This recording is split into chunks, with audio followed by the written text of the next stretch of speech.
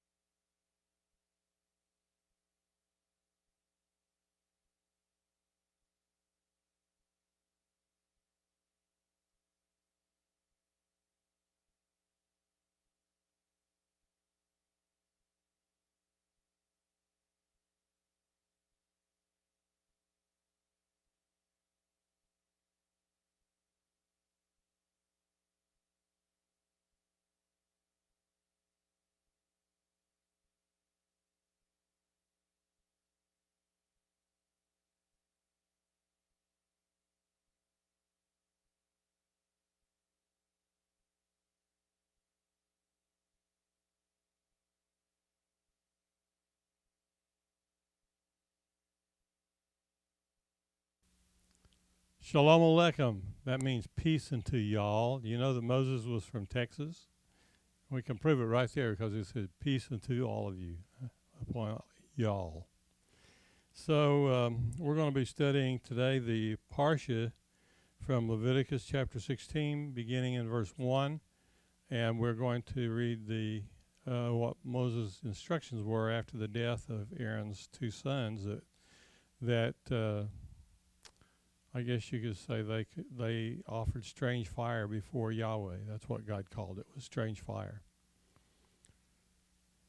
So we're gonna take a look at all that in its context and try to understand what God means when He says strange fire. It's going to be an interesting little side journey, I believe. So with that, let's have a word of prayer, and then we'll begin our class. Avinu Shabbat Shamayim, our Father who is in the heavens, we praise you, magnify you, and sanctify your holy name. We ask you to be pleased with our study and our service and our prayers tonight. And we ask you to be with us as we study so that we can get the maximum out of your Torah. Increase it in us, Lord. Cause us to come forth with wonderful understanding that you'll wonder where it came from, because God is with us and He's feeding us. So we just praise you and ask you to be with us as we study. And we open this class tonight with our prayers to you. Everybody say, Lord, I'm hungry. Lord, I'm hungry. I ask you to feed me. I ask you to feed me. And I'm thirsty, Lord. And I'm thirsty, Lord. Give me living water to drink. Give me living water to drink. So I'll have plenty to share with others. So I have plenty to share with others. In the name of Messiah Yeshua. In the name of Messiah Yeshua. Amen. Amen. Baruch Hashem. Baruch Hashem.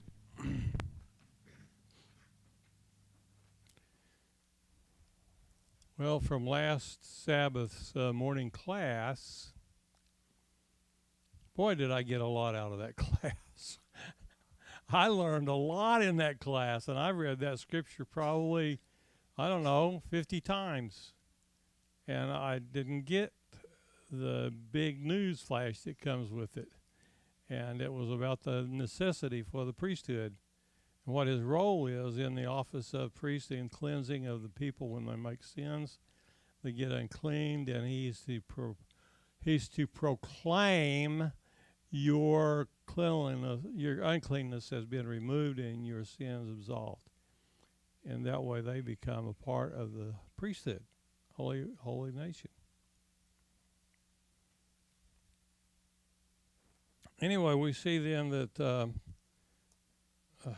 something big happened upon the death of the two sons of Aaron. Look like I'm still on chapter 18. I want to get on up here to chapter 16.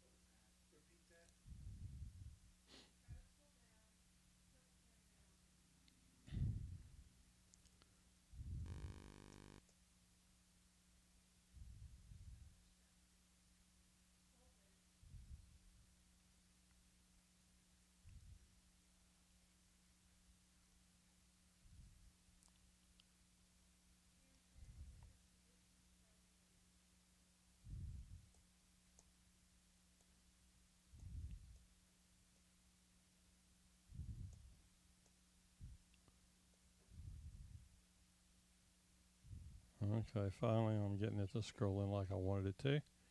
It was sitting there going, huh, and I realized I was hitting the wrong button. Yeah.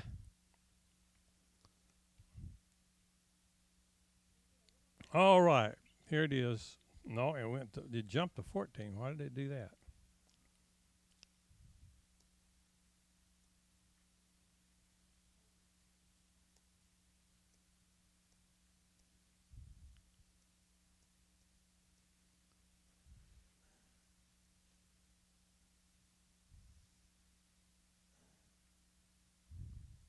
There we go. Now we're in chapter 16, verse 1. It would be nice if my mind would magically just do what I tell it to do. And my computer too. They say that to err is human, but to really foul things up takes a computer. Well, I found that if I get my hands on a computer, it's going to foul up big time. All right, so this is beginning in the Parsha Aharei Mot, which means after the death. Chapter 16, verse 1 says, Yahweh spoke with Moses after the death of Aaron's two sons. Remember what their names were? Avihu. Abednego was in the fiery furnace.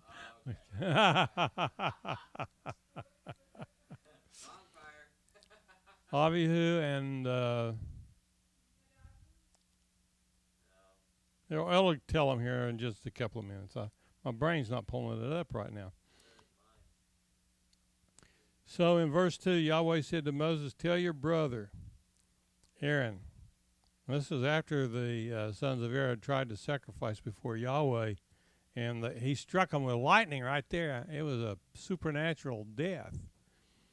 And Yahweh said to Moses, tell your brother Aaron not to come at just any old time into the holy place beyond the curtain in front of the ark cover, which is on the ark, so that he will not die, because I appear in the cloud over the ark cover. Here's how Aaron is to enter the holy place with a young bull as a sin offering and a ram as a burnt offering. He is to put the holy linen tunic and have the linen shorts next to his bare flesh, and have the linen sash wrapped around him, and be wearing the linen turban. That's the mitre. That's the crown piece. It's got a turban with a gold plate on across the forehead, and it says "Holy unto Yahweh." It's hammered into the gold there on the forehead. They are the holy garments, and he is to bathe his body in water and put them on. He is to take from the community of the people of Israel 2 male goats for a sin offering, and one for a burnt offering, and 1 ram for a burnt offering. So these 2 goats are probably the best and most well-known of the sacrifices of Israel. They're called the one to Yahweh and the one to Azazel. Azazel being the scapegoat. And it's called the scapegoat because of its function that it performed in Israel. So, he is to take from the community of people of Israel 2 male goats for a sin offering and a ram for a burnt offering. Aaron is to present the bull for the sin offering, which is for himself, and make atonement for himself and his household. You notice with God, everything is important. The order of everything is extremely important to him. Aaron is to make atonement for the people of Israel, and if he hasn't been atoned for already, then what's the message? Yeah. By the way, bless you.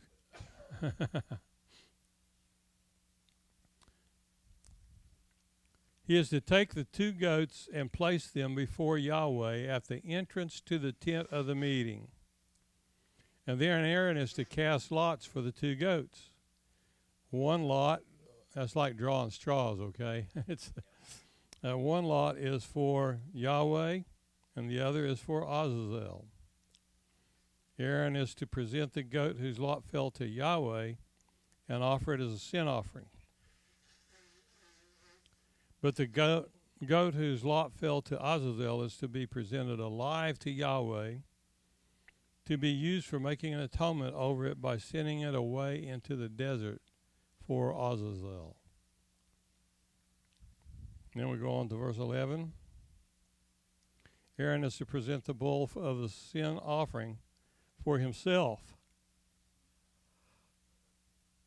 He will make atonement for himself and his household, and he is to slaughter the bull of the sin offering, which is for himself. He is to take a censer full of burning coals from the altar before Yahweh, and with his hands full of ground fragrant incense, and that means literally a handful that's cupped and heaping.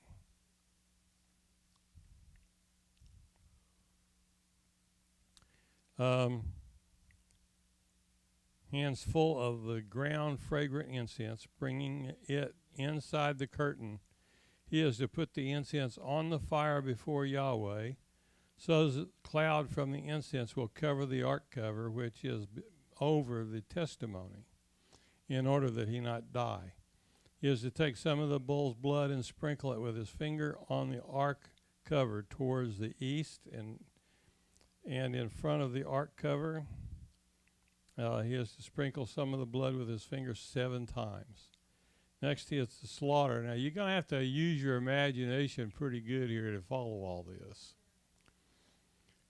Next, he is to slaughter the goat of the sin offering, which is before the people, bringing its blood inside the curtain, and to do with its blood as he did with the bull's blood, sprinkling it on the ark cover and in front of the ark, and in front of the ark cover. He will make atonement for the holy place because of the uncleanness of the people of Israel. Remember what God told the high priest to do when he had finished the cleansing process for an individual who has become unclean for whatever reason? What did God tell Aaron to do? To make a declaration, a proclamation. Right. Yep. And what actually finishes the cleansing process is that proclamation. Sure. He has to do that. So he is to slaughter the goat of the sin offering, which is for the people, bring its blood inside the curtain, and do with the blood as he did with the bull's blood, sprinkling it on the ark cover in front of the ark cover. He will make atonement for the holy place because of the uncleanness of the people of Israel and because of their transgressions and all their sins. He is to do the same for the tent of the meeting, which is there with them right in the middle of their uncleanness. No one is to be present in the tent of the meeting from the time he enters the holy place to make the atonement until the time he comes out, having made atonement for himself, for his household, and for the entire community of Israel. Then he is to go out to the altar, which is before Yahweh, make atonement for it, and he is to take some of the bull's blood and some of the goat's blood and put it on all the horns of the altar. He is to sprinkle some of the blood on it with his finger 7 times, thus purifying it and setting it apart from the uncleanness of the people of Israel. When he has finished atoning for the holy place, the tent of the meeting, and the altar, he is to present the live goat. Remember, he had a live goat. He had a sin offering goat. The sin offering goat, its throat is split, and the blood is used to cleanse the inside of the tent and the altar. So here's the tent of the meeting, and the altar is to present the live goat. Aaron is to lay both his hands on the head of the live goat and confess over it the transgressions, crimes, sins of the people of Israel. He is to put them on the head of the goat and then send it away into the desert with a man appointed for that purpose. The goat will bear all their transgressions away to some isolated place, and he is to let the goat go in the desert. How long do you think that little goat's going to last out there by itself with no shepherd? Not long at all. Now, I'll tell you, this is part where it gets really confusing for me as a young child reading this, because I see he takes the goat for Azazel and he carries it away out into the desert and turns it loose. Well, in modern Jewish tradition, according to the eyewitness records, the priest actually carried that little goat on his shoulders up 10 miles up on top of a mountain.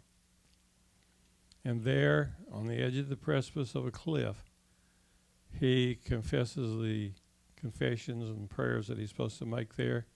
And then he shows that little goat backwards over the cliff, and it falls down, and its bowels all burst out. And we've talked about this before. And for those of you who haven't heard it, this is the scapegoat as pictured by Judas Iscariot. And when he died, it says that he fell over the cliff and he hit the rocks below and his bowels burst forth. And that's a picture of the scapegoat. Exact picture of the scapegoat. Even though it's at a different time of year because it's for Passover rather than for the end of the year celebrations, Day of Atonement specifically. The Azazel and the scapegoat are both offered on Yom Kippur, which is the last of the end of the year festivals or celebrations or acknowledgments, or the Moed for the atonement. The goat will bear their transgressions away to some isolated place. Now, this reminds me of another offering that was used, and it also was a transgression of the people to remove their uncleanliness, and it was on a different festival, and I forget which one it was. But anyway, the goat will bear their transgressions away into some isolated. Oh, I know, I'm getting them mixed up. Remember Elijah, the prophet that stood on Mount Carmel, and he challenged the high priests of all these pagan religions and had the 450 priests to Baal and the 400 priests to took bulls and they sacrificed them to their gods, and nothing happened. And Elijah said, "Come on, make some noise. Maybe your God's asleep. Wake him up." You know. And so they yelled louder, and they gashed themselves with blades and beat themselves with whips and tried to get their God's attention, and to no avail. But then Elijah challenged them by saying, in almost a whisper, "Lord Yahweh, receive this offering from your people." And poof, fire came down from heaven and consumed that offering. Yeah. Amazing stories. So here we see that Elijah was the one who offered the offerings for Israel, and it was accepted with just a whisper. Just a whisper. He had the people fill up the altar and the ditches around the altar and with water, and they offered that offering there, and God lapped up the water that was in the ditches as well as the offerings. Very, very impressive. In verse 23 it says, Aaron is to go back into the tent of the meeting, where he is to remove the linen garments he put on when he entered the holy place. He is to leave them there in fire. He is to bathe his body in water in a holy place and put on his other clothes, come out and offer his burnt offering and the burnt offering of the people, thus making atonement for himself and for the people. He is to make the fat of the sin offering go up in smoke on the altar. Are y'all trying to picture this as we're reading it? Yes. It's really kind of hard to follow otherwise. The man who let go the goat for Azazel is to wash his clothes and bathe his body in water. Afterwards, he may return to the camp. The bull for the sin offering and the goat for the sin offering, whose blood was brought in to make atonement in the holy place, is to be carried outside the camp. There they are to burn up completely their hides, meat, and dung. The person burning them is to wash his clothes, bathe his body in water, and afterwards he may return to the camp. So we see we got a whole lot of bathing going on here, don't we? Yep. This is to be a permanent regulation for you, that on the 10th day of the 7th month you are to deny yourselves and not do any kind of work, both the citizen and the foreigner living with you. Yom Kippur. Mm-hmm. For on this day atonement will be made for you, to purify you, and you will be clean before Yahweh from all of your sins. And that's the profession there that the priest has to make. Yeah. This is a Shabbat of complete rest. Now this says in the Hebrew it's a Shabbat Shabbaton. And you know that when a Shabbat, which is a verb, ends with a nun, it makes it a complete and mandatory requirement. So it's the Shabbat Shabbaton, which they translated here as a Shabbat of complete rest for you, and you are to deny yourselves. This is a permanent regulation. The Kohen anointed and consecrated to be Kohen in his father's place will make the atonement. He will put on the linen garments, the holy garments. He will make atonement for the especially holy place. He will make an atonement for the tent of the meeting and the altar. He will make an atonement for the Kohanim and all of the people of the community. This is a permanent regulation.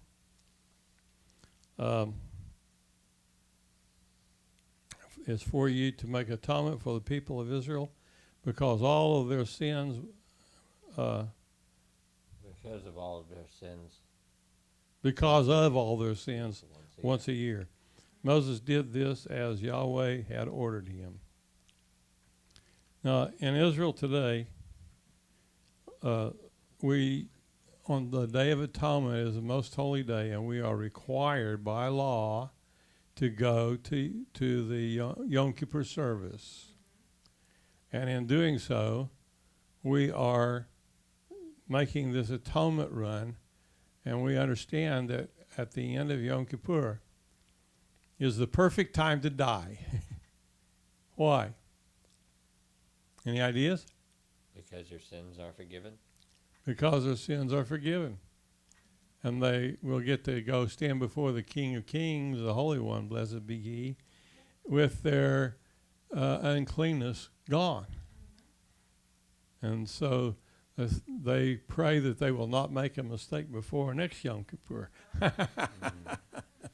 So. Yeah, but that mindset is not a good one, because I mean, your walk in righteousness is to remain pure every day, not just until a certain point every year is a reset button. Well, I agree with that mentality. That's the attitude we're supposed to have. But as you know and I know, the spirit is willing, but the flesh is weak. So we do the best that we can do and ask God to count the rest as dust. Amen. So this is a permanent regulation to make atonement for the people of Israel because of all their sins once a year. And Moses did as Yahweh had ordered. Chapter 17, verse 1, Yahweh said to Moses, "Speak to Aaron and to his sons and all the people of Israel. Tell them that this is what Yahweh has ordered. When someone from the community of Israel slaughters an ox, lamb, or goat inside or outside the camp, without bringing it to the entrance of the tent of the meeting to present it as a offering to Yahweh before the tabernacle of Yahweh, he is to be charged with blood of murder. He has shed blood, and that person is to be cut off from his people. The reason is this, so that the people of Israel will bring their sacrifices that they sacrifice out in the field. So they will bring them to Yahweh, to the entrance of the tent of the meeting, to the Kohen, and sacrifice them as peace offerings. This is community-wide barbecues. The Kohen will splash the blood against the altar of Yahweh at the entrance of the tent of the meeting and make the fat go up in smoke as a pleasing aroma for Yahweh. No longer will they offer sacrifices to the goat demons. I want to show you this in Hebrew.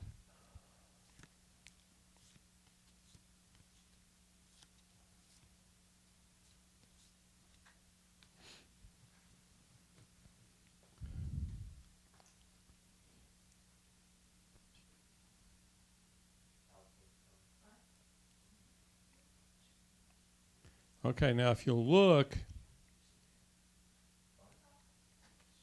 let me get this pen up here, and I will mark this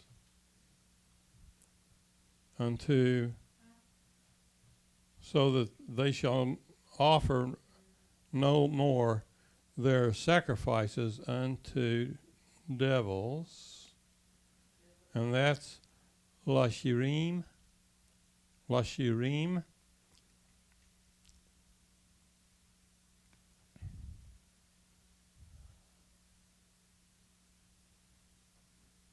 I want to get this open so we can see what the word devils.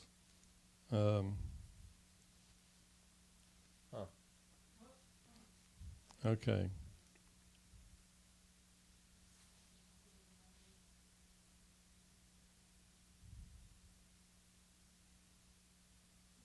I want to get a comparison. Mm-hmm. That's not it.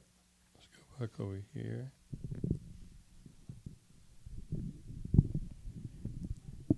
Seir.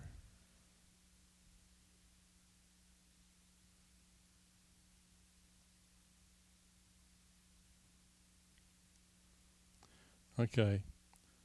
Sairah, feminine of the Old Testament word that we just looked up. And that's a she-goat, or a kid. Let me look a little further down here.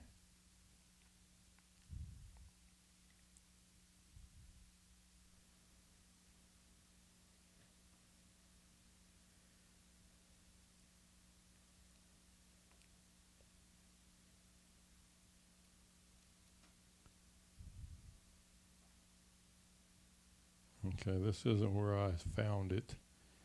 But there is a commentary that talks about this, that the Sha'ir, the Shirim, that this is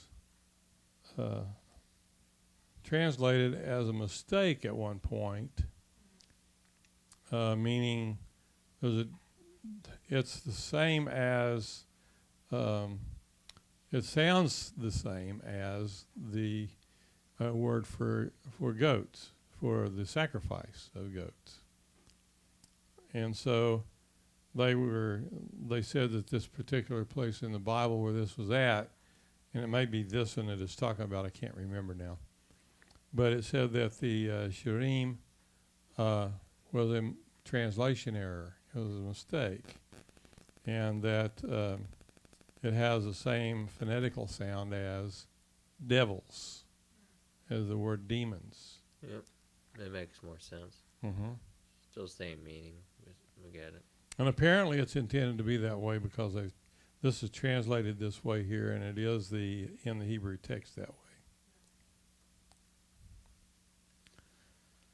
Sacrifices. And it's because, now this is a key point here. Do you remember God said to Israel that they had prostituted themselves to other gods? And here it's talking about that again. And you see there's a number of places once you start seeing it. Ziv Chayim is their sacrifices unto devils, and it's Zinai, it's a Tsonim. They have Tsonim, they've gone whoring after these demons.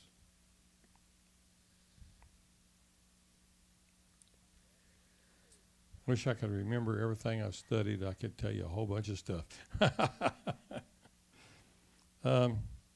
So anyway,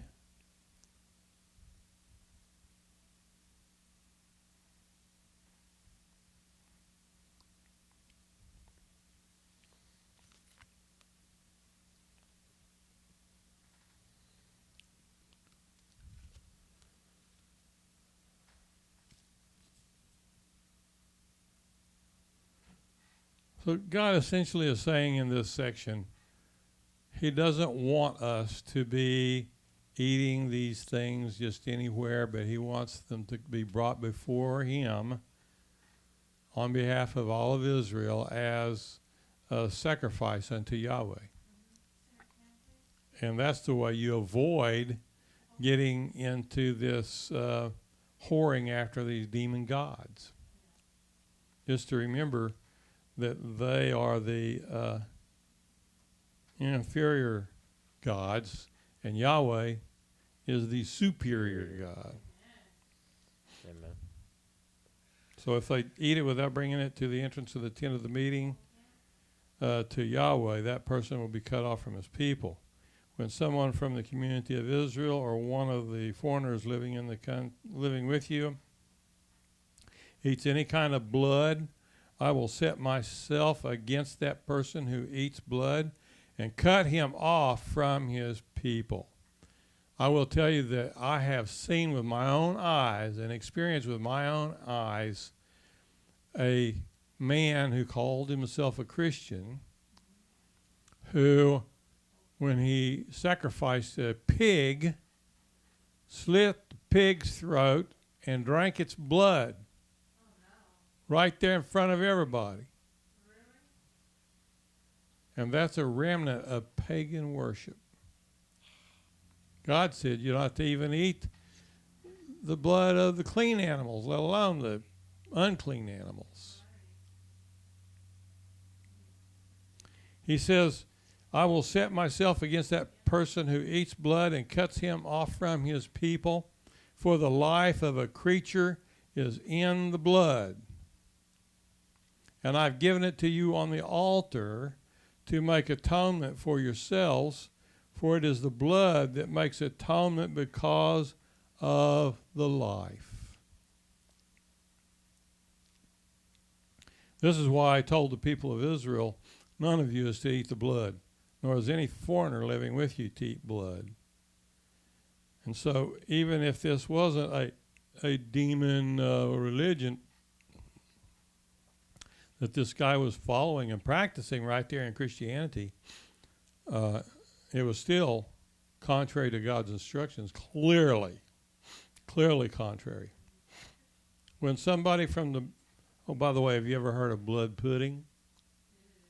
That's where they actually make a pudding out of the blood and eat it and claim that it gives them the life of the creature that was sacrificed.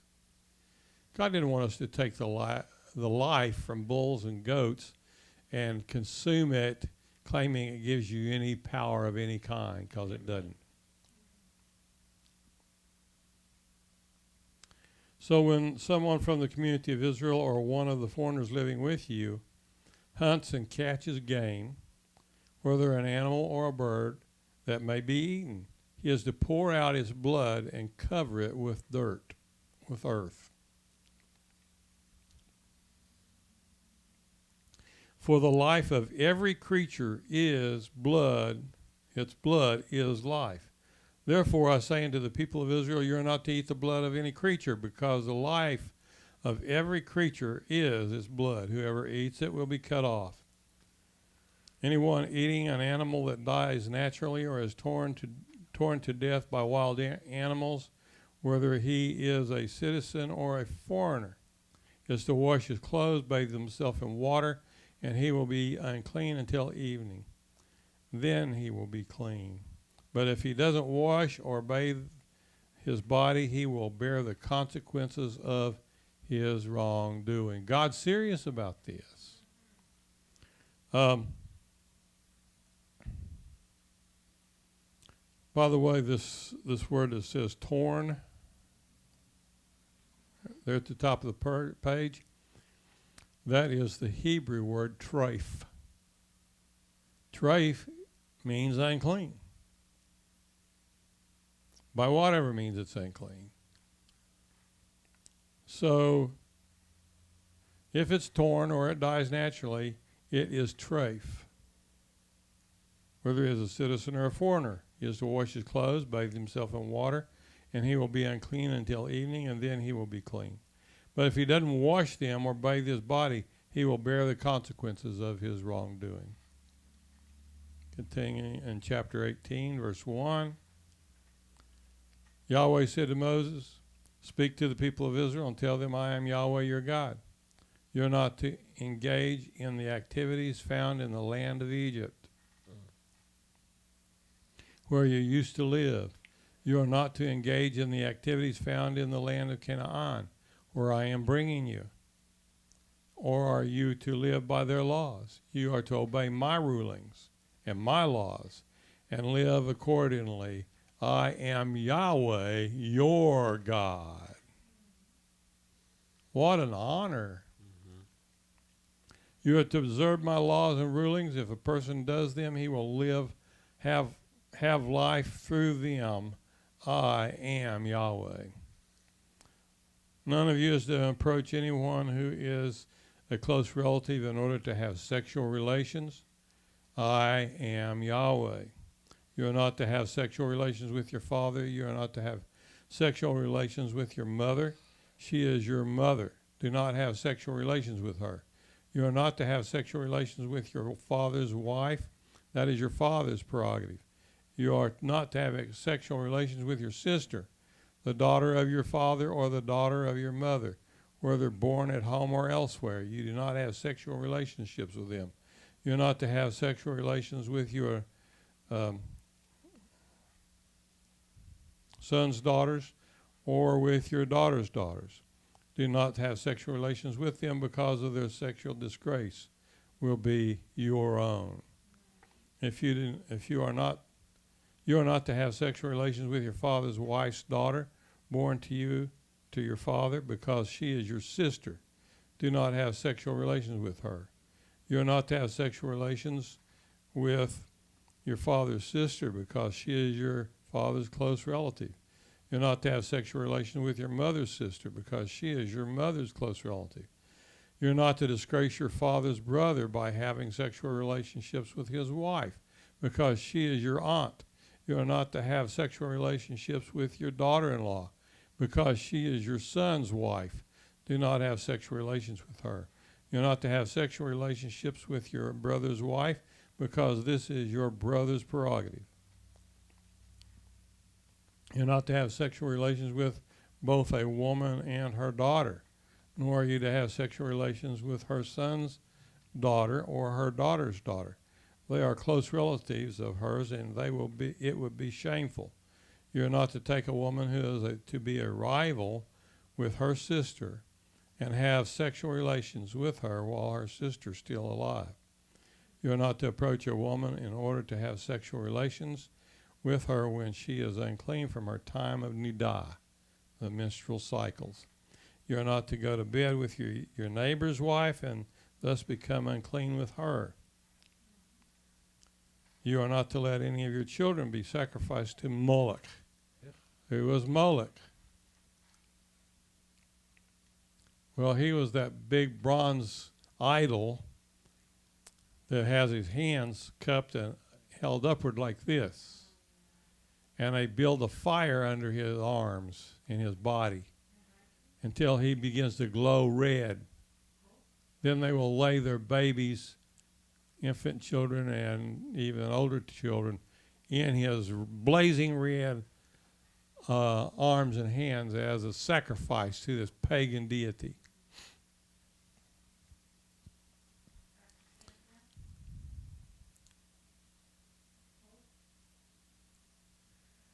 There was a girl one time that asked me to pray for her. Her name was Kelem. Kelem, it's Moloch spelled backwards. She was having problems of all kinds, and I told her, you're going to have to give up your name. I can't do that. I was born with it. I said, that's the problem. You were dedicated to that demon god from your birth by your parents. And you're going to have to turn away from that and come to God, Yahweh. So anyway, wouldn't do it. Couldn't help her. He says, your children will be sacrificed to Moloch. That's what happened to her. She was sacrificed to Moloch. Therefore, profaning the name of your God. He says, I am Yahweh. You're not to go to bed with a man as with a woman. It's an abomination. You're not to have sexual relations with any kind of animal and thus become unclean with it, nor is any woman to present herself to an animal to have sexual relations with it. It is perversion. Do not make yourselves unclean by any of these things, because all the nations which I am expelling ahead of you are defiled with them. The land has become unclean, and this is why I am punishing it. The land itself will vomit you out its inhabitants. But you are to keep my laws and rulings and not engage in any of these disgusting practices, neither the citizens of or the foreigner living with you. For the people of the land have committed all these abominations, and the land is now defiled. If you make the land unclean, it will vomit you out too, just as it's vomiting out the nations that were here before you. For those who engage in any of these disgusting practices, whoever they may be, will be cut off from their people.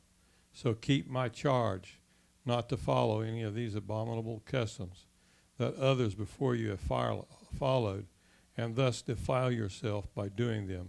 I am Yahweh, your God.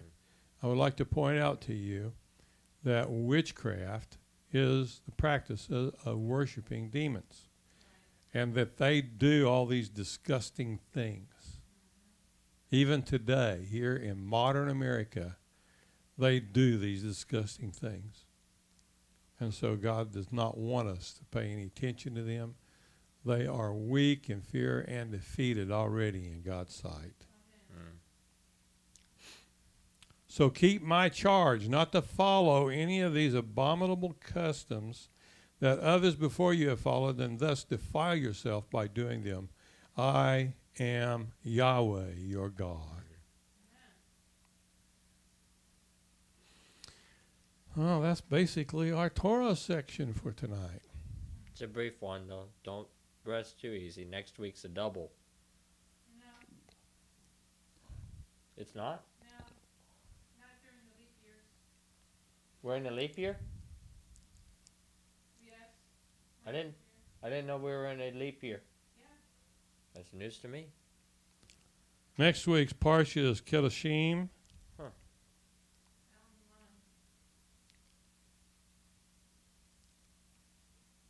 This is Parsha 30. And in regular years, we read Parsha 29 and 30 together. Right.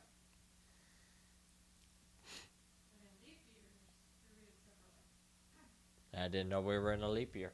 Yep. Huh. Fascinating.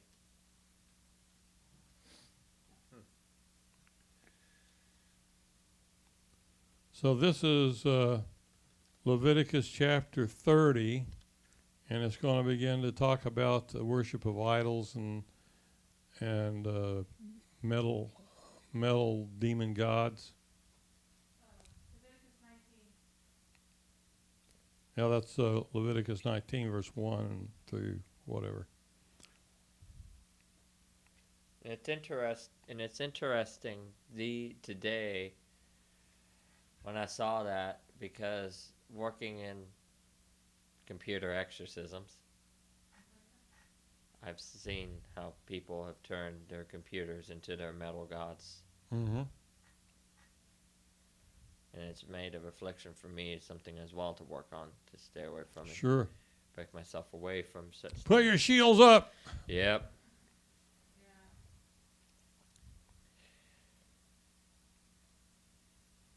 And then on top of that, you have things like Transformers, Mm-hmm. toys that have been taken into this whole nother prerogative. And people just go crazy for this stuff. Let's see what Romans 3:19 through 28 says. Moreover, you know that whatever the Torah says, it says to those living within the framework of the Torah, in order that every mouth may be stopped and the whole world be shown to deserve God's adverse judgment. For in his sight no one alive will be considered righteous on the ground of legalistic observance of Torah, of the commandments, because what Torah really does is show people how sinful they really are. Mm-hmm. Then, of course, understanding the context of what this is saying, and again, keeping it in context, this is where people get this verse and try to use it to justify all sorts of things it was not intended for. We have to keep this in context. That's right.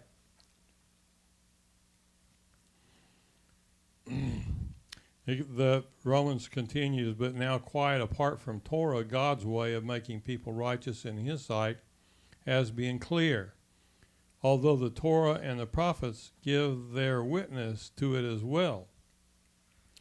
And it is a righteousness that comes from God through faithfulness of Yeshua the Messiah to all who continue trusting, for it makes no difference whether one is a Jew or a Gentile, since all have sinned and come short of earning God's praise. Hallelujah.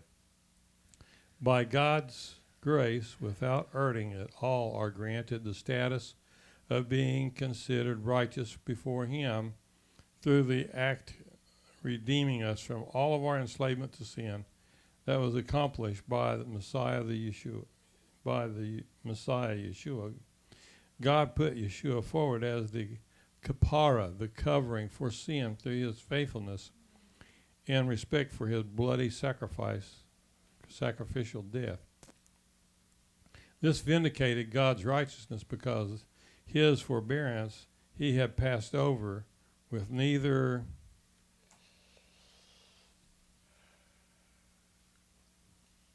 if I can get this thing to go forward. Right. neither punishment, is also the one who makes people righteous on the ground of Yeshua's faithfulness. So what room is left for boasting? None at all. What kind of Torah excludes it? One that has to do with legalistic observances and rules? No. Rather, the Torah has to do with trusting. Therefore, we hold the view that a person comes to be considered righteous by God on the ground of trusting, which has nothing to do with legalistic observance of the Torah commands. Or is God the God of the Jews only? Isn't he also the God of the Gentiles? Yes, he is indeed the God of the Gentiles, because as you will admit, God is one. Therefore, he will consider every righteous. He will consider the righteous. He will consider righteous the circumcised on the ground of trusting. Amen. And the uncircumcised through that same trusting. And here we go. Does it follow that we abolish Torah? Right. Chapter 9, verse 30, so that we to say this, that Gentiles, even though they were not striving for righteousness, have obtained righteousness, but it is a righteousness grounded in trusting. However, Israel, even though they keep pursuing Torah that offers righteousness, did not reach what the Torah offers. Why? Because they did not pursue righteousness as being grounded in trusting, but as if it were grounded in the doing of legalistic works. The And that doing, hit me because for me personally, there was always this griping voice at the back of my head when reading scripture. This is so boring. This is so complicated. This is so... But is it wrong to pursue the legalistic works? And the answer is no, it's not wrong to pursue it. It's the but heart. It's wrong to count on that as your righteousness. Amen. And it reflects the heart. And it's because the human being is weak and is not able to always do what it intends to do. Yep. They stumble over the stone that makes people stumble, as the Tanakh puts it. Look, I laying in Zion a stone that will make people stumble, a rock that will trip them up. But he who rests in his trust on it will not be humiliated. He who rests on his trust on the Torah. You trust the Torah, but you don't trust it to make you righteous. Right. You trust your God to help you to become righteous. And in doing so, our trust on it will not be humiliated.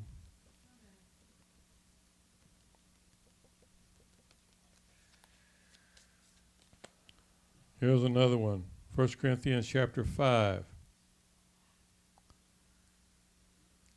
It is actually being reported that there is sexual sin among you, and it is sexual sin of a kind that is condemned even by the pagans. A man is living with the stepmother.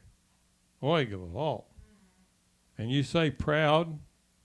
Shouldn't you rather have felt some sadness? And you stay proud? That would have led you to remove your company from the man who has done this thing. For I myself, even though I am absent physically, I am with you.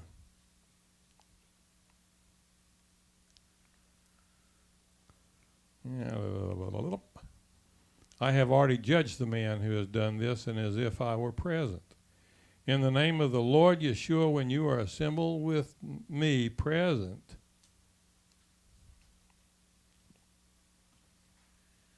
spiritually in the power of the Lord Yeshua among us, hand over such an adversarial person, such a person of the adversary, to the adversary, for his own nature to be destroyed, so that his old nature would be short. I'm not reading very well. I think I probably should give up while I'm ahead. Let the Spirit of the Lord guide you.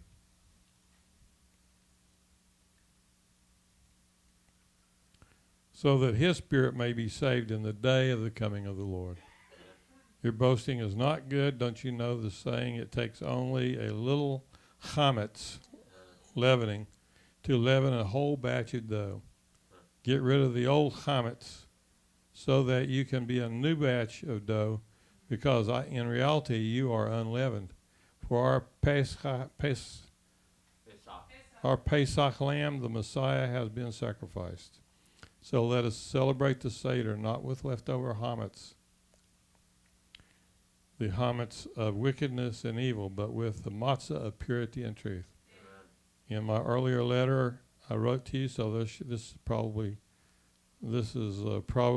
at least 2 Corinthians, if not minus 1 Corinthians. He's written at least one letter prior to this, and this is called 1 Corinthians. Oops. Exactly. In my earlier letter, I wrote you not to associate with people who are eager to engage in sexual immorality. And I'm going to call this good enough for tonight, because my brain is just it's acting kind of weird, and I think it's tired, so it's time to close it out for today. Well, not only that, it's a heck of a topic to end on, because that's something I have to watch out for, because there's all sorts of people, clientele, people that I've come to know, to learn and know, and then find out why I didn't need to separate myself from them, finding out what kind of sexual immorality they're involved in. Right. So, Reigavolt. Amen. Well, I think it's been a good Torah Parsha. Mm-hmm. And every time I read this, I see more. It's like a door is starting to open, and I see through it a little better and a little better. And I get more understanding out of it. Amen. Okie dokie then. Well, Father, we thank you for a good Torah study tonight. Amen. Thank you for opening our eyes even more to your word. Yes. And for allowing us to be able to perceive what we should do to be better servants for you. Okay. And we honor you with our worship and with our praise, Yes.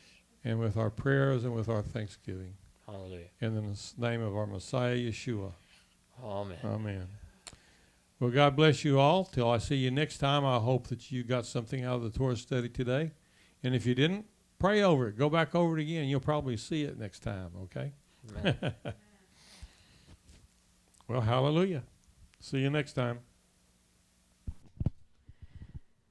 We want to thank you for joining us for another delightful evening of our Torah and Customs class, and we want to welcome you back for our Shabbat services, which occur Saturday morning at 10 a.m. Bible's Issues class followed by our main service at 11 with worship, liturgy, and another teaching. Also, a special note is this week, in the evening of Friday, we are beginning our Passover celebration. And as it was discussed in the Torah reading, we're to keep it and have a Seder, which we will do at 6 p.m. If you'd like to join us to know more about this teaching and the holy days and want to be introduced to the Messiah, please give us a call at 512-452-8700 for more information. We'll see you again, and Shalom, Shalom.